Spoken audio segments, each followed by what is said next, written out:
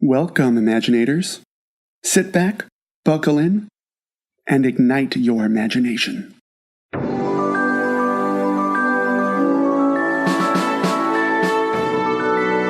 This is the ImagiNate series, Season 1, The Man with the Red Umbrella. I'm Joey Mascio, the author and creator of ImagiNate. Before we start today's episode, I'd like to tell you more about the wonderful organization we just joined up with, Kids Listen. If you're a mom, dad, grandparent, or any adult that spends any time with a kid, then you need to follow them on Twitter at Kids Listen or go to their website, kidslisten.org, and sign up for their newsletter. They are advocates of great audio programs for kids, which means they want to help you find the best shows out there. Because let's be honest, the kids and family section in iTunes is overloaded with shows that aren't really for children. Personally, I can't wait for iTunes to create a dedicated kids-only section. But the folks at Kids Listen have vetted a great list of the best ones your kids will love. So go check them out. Your kids will be glad you did. Here's a recap of the last episode of ImagiNate. After the Robo-Robber, a robot Nate imagined that suddenly appeared in real life, ran amok through his school's career fair, Nate, Alex, and Thomas finally caught it and brought it home. Though the robot was right in front of them, Alex and Thomas still don't believe Nate created it with his mind. The next morning, the Robo-Robber was missing, stolen straight from his room. Nate accused his jerk older brother, Spencer, of taking it, but couldn't find it anywhere in his room. With the Robo-Robber missing, his brother mad at him, and his friends doubtful of his powers, Nate is headed off to school, and things are about to get weird. And now, ImagiNate, The Man with a Red Umbrella, Episode 7, Hamburgers.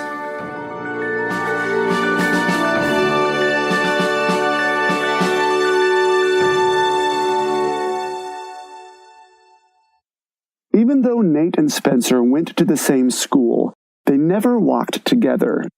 Usually they stayed a few houses apart. Spencer walked ahead and turned around every so often to make sure Nate stayed far enough back. On this particular morning, neither of them even wanted to walk in the same time zone as the other. Nate headed off to school earlier than usual and took a different route. It was longer, but he wanted there to be no chance Spencer would catch up to him. The alternate route took Nate past the old abandoned Waco oil factory.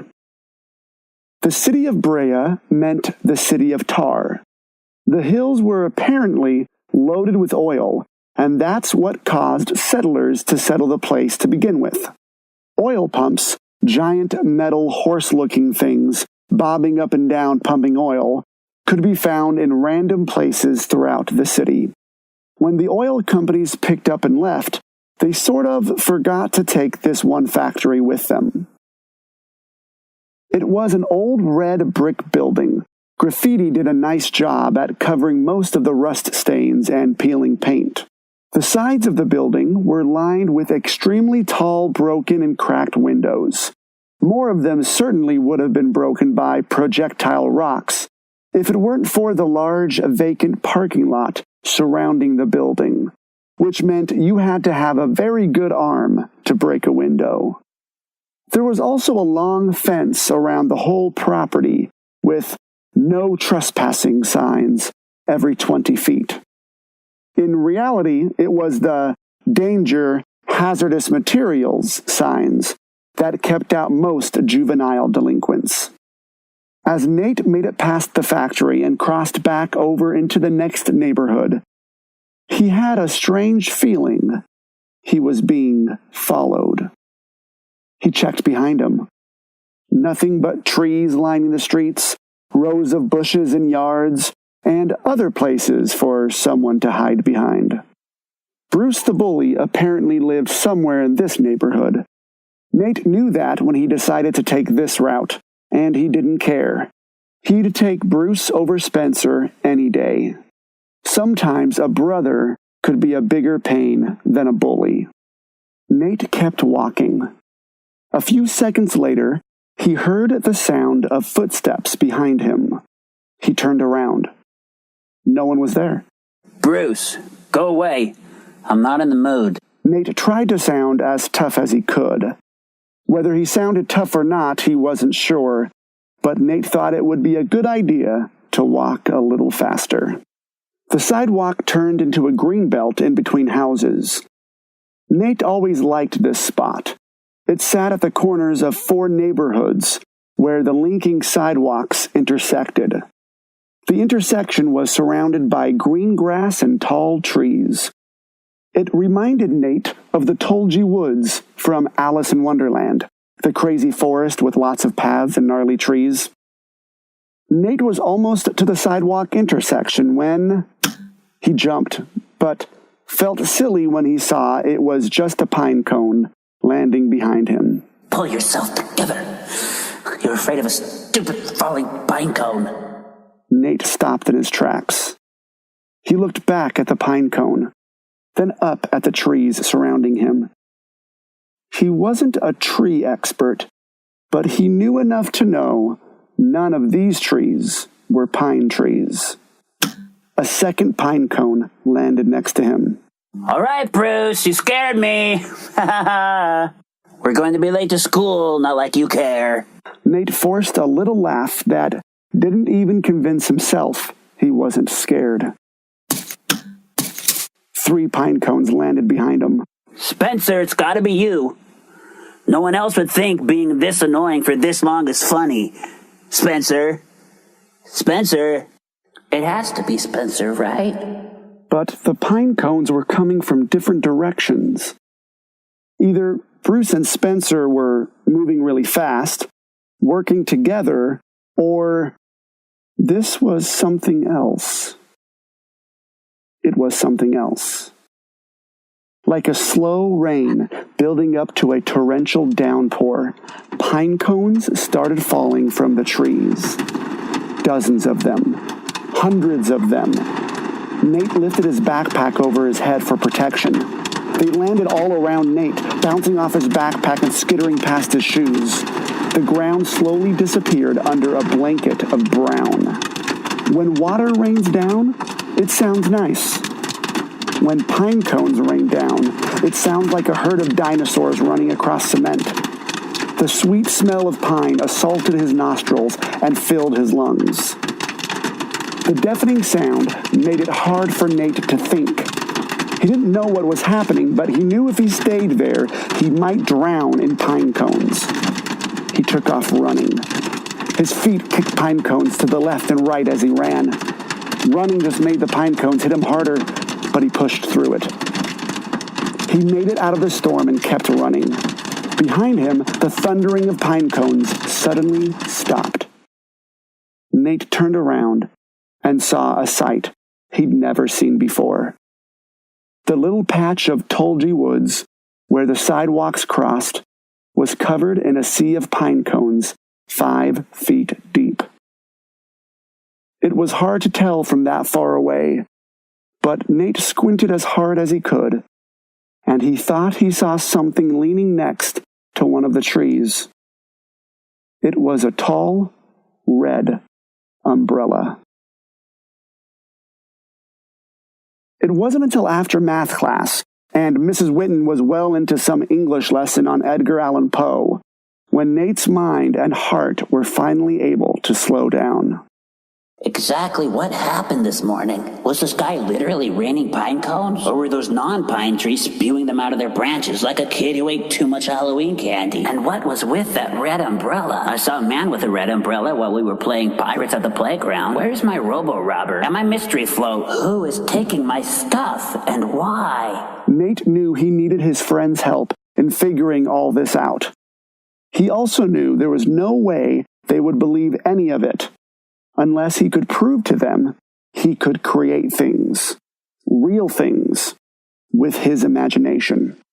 In the 13 minutes before the lunch bell rang, Nate came up with a plan. Again with this? Said Thomas. Alex leaned against the oak tree at their lunchtime spot, and poked around the lump of questionable meat on his lunch tray. Nate, we're not saying you're crazy. We're saying you're acting crazy, which might be the same thing. I promise this will be the last we ever talk about it, if I can prove it to you right here and now. Nate took out his school notebook. He had ripped out all the pages having to do with school, which wasn't much. Left the page with his slogan, "This book contains the ideas in my brains. They jump and shout, so I let them out." And made an edit in the My Work title on the front cover. Work was crossed out, and under it, Nate had written, Imaginations. That's not how you spell imagination. It's a mix between imagine and creations. That's what I'm calling the things I create with my mind. Right. Alex broke his spork trying to cut into his lunch. Look, we don't have much time. Thomas checked his watch.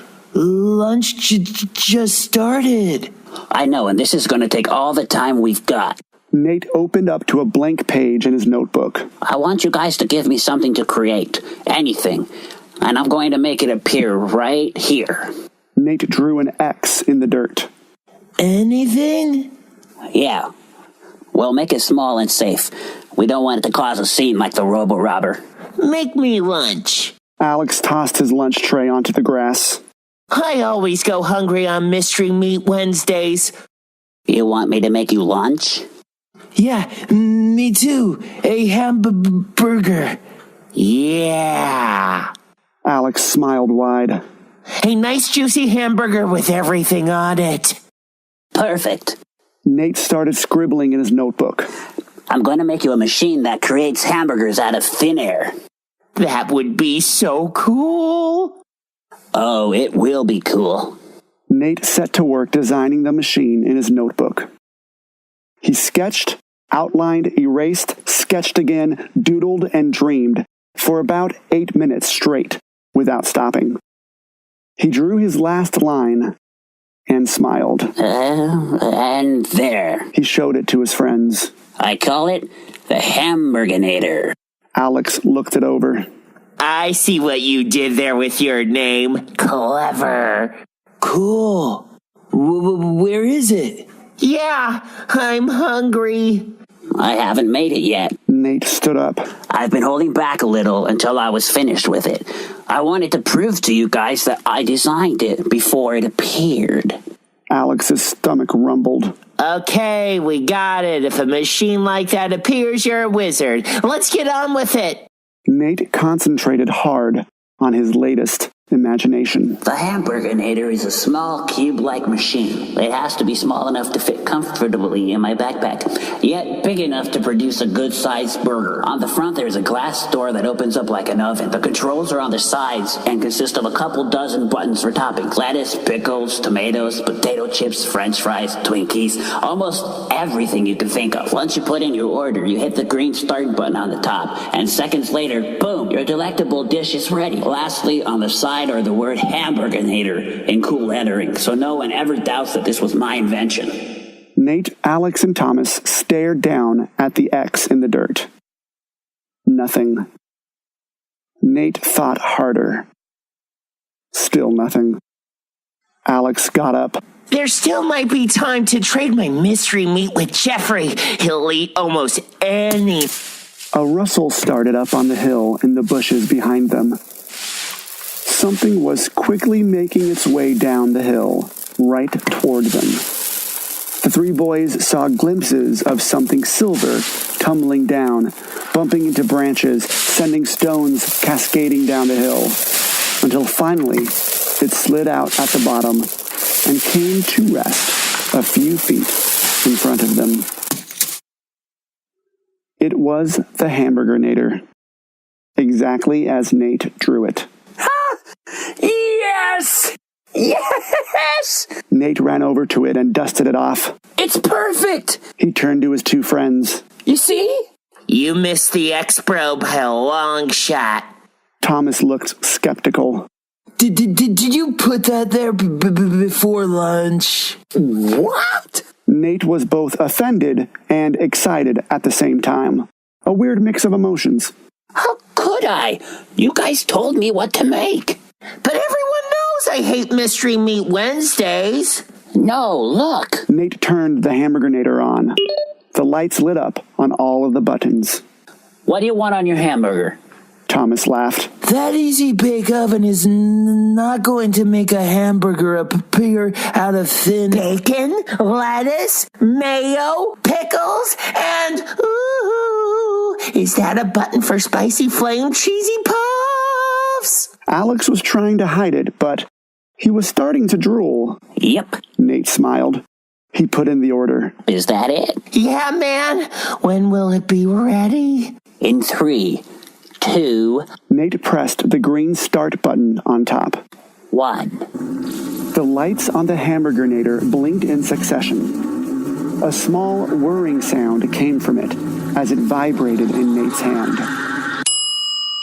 Alex and Thomas tried to look through the glass door. Something was inside, but it was hard to tell what. Nate slowly opened the door and pulled out a hamburger with bacon, lettuce, mayo, pickles, and spicy flame cheese puffs.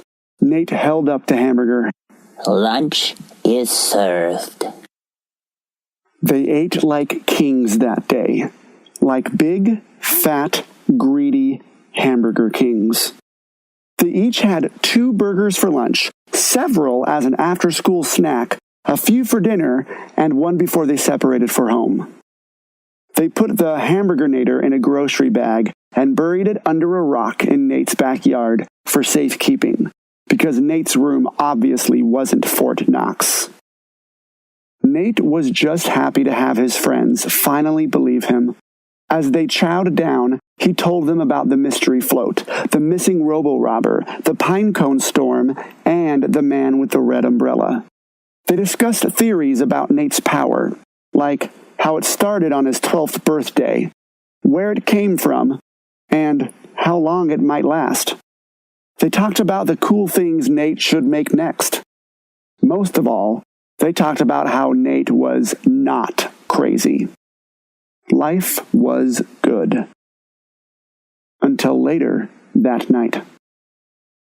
Nate shot up in bed and gripped his stomach in pain. Half asleep and fully in agony, he squinted at the clock through blurry eyes. It was just after midnight. His stomach felt like it was being ripped open from the inside. What's wrong with me? Am I sick? I don't need to throw up. Man, this hurts so bad. Oh no, maybe it's the hamburgers. Is this food poisoning? Was the meat cooked all the way through? I should have added a well done button. Am I gonna die? Then it hit him. Nate knew exactly what this pain was. He had felt it many times, just never this intense. He felt it on family road trips, during church every Sunday, and every day at school right before the bell rang for lunch. Nate was hungry. He was more than hungry. He was starving. No, he was past starving. Nate was utterly famished. He was even past famished. Nate felt completely and entirely empty, like a ravenous lion in a vast desert without a single gazelle around to devour. Nate ran downstairs, through the living room, and into the kitchen. He tore open the fridge and went straight for the leftovers. There was no time to microwave, no time to grab utensils. Nate needed food, and he needed it now. Halfway through the 3rd container, the kitchen lights turned on. His mom and dad, both groggy and disheveled, looked very confused. Nate, it's the middle of the night, son, and you're eating green beans? Mrs. Spelling finished tying up her robe. I thought you hated green beans. His mom was right. He hated green beans with a passion. But right now, they never tasted so good. Nate swallowed his mouthful and said with an uncertain smile, I guess my taste buds are changing.